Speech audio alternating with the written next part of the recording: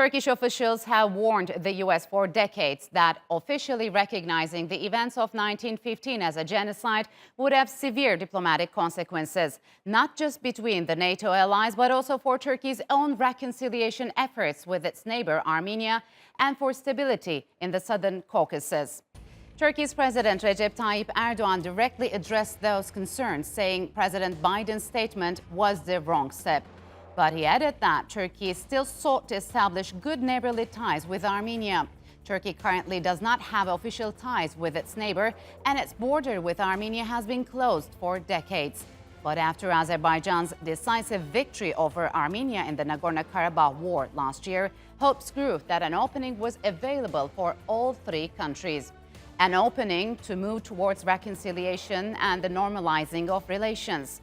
But now those plans could be hampered as the fallout from Biden's statement looks to complicate tensions in the region.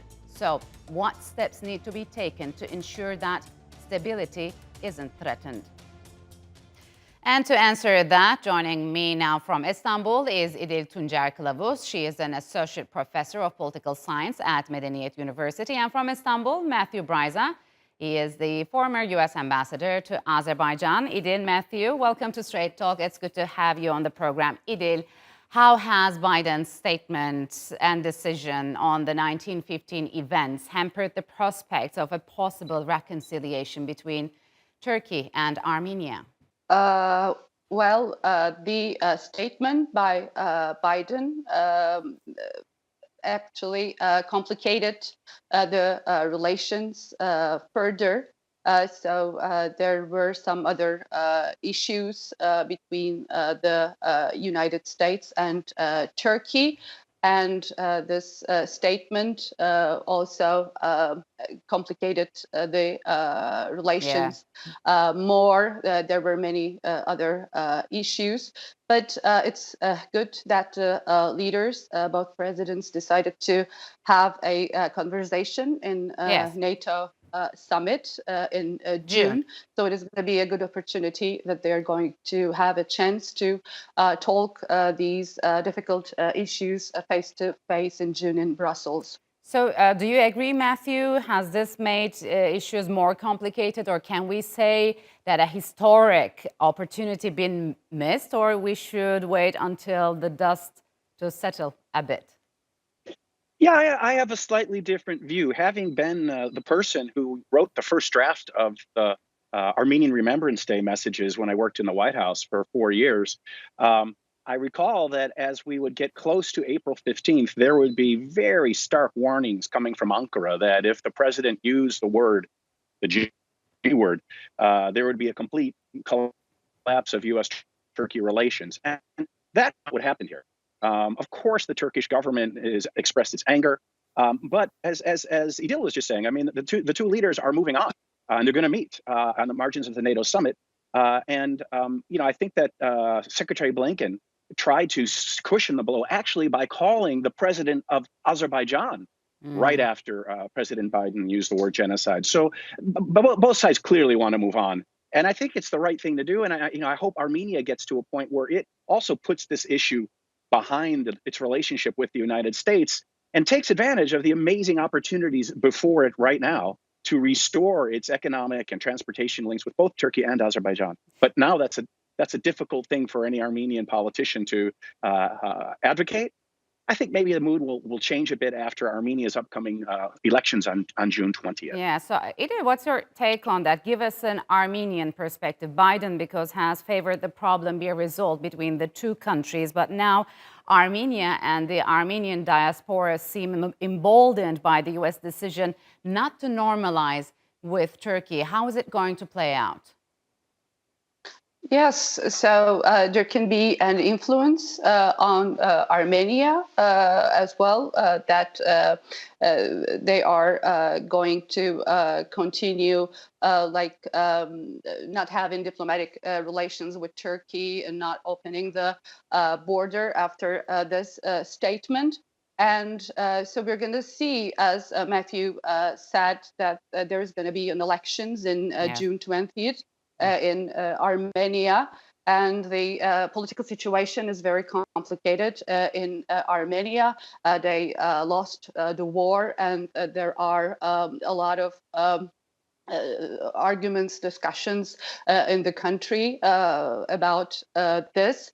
So they are feeling in a weaker position. But so we have to be, I guess, hopeful that after the elections, if a government is formed, so there can be further relations. So there was no diplomatic relations between Armenia and Turkey, and the border was closed as a result of the Armenian forces' occupation of Azerbaijani territories. Now this situation ended, so these territories were returned back to Azerbaijan. So relations can begin again, and perhaps border can be opened. Yeah, so Matthew, I know you follow the Armenian politics. What kind of a government are we likely to see? More pro-Russian or pro-Western government? And is it likely to push Yerevan, let's say, away from Russia and more towards the US in the future? I don't think that whatever the new government is in Armenia will be able to help Armenia achieve escape velocity, if you will, from Russia's influence. Russia totally dominates Armenia's economy. Armenia's borders are patrolled or protected by Russian border guards. They're members of the State Security Service, the former KGB. Armenia's airspace is integrated into Russia's airspace, and Russia just announced it's opening a second military base in Armenia. So Armenia's path is largely locked into having a very close relationship with Russia.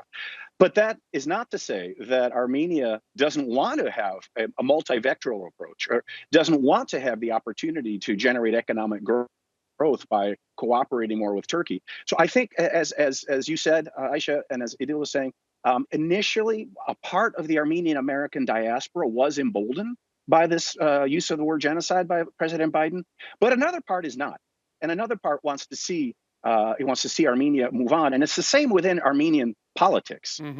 So who's likely to get elected is probably someone from the old regime. I mean, the most prominent politician besides Pashinyan recently, I've been the first post-Soviet prime minister who's a Homo Sovieticus. He's a creature of the old system.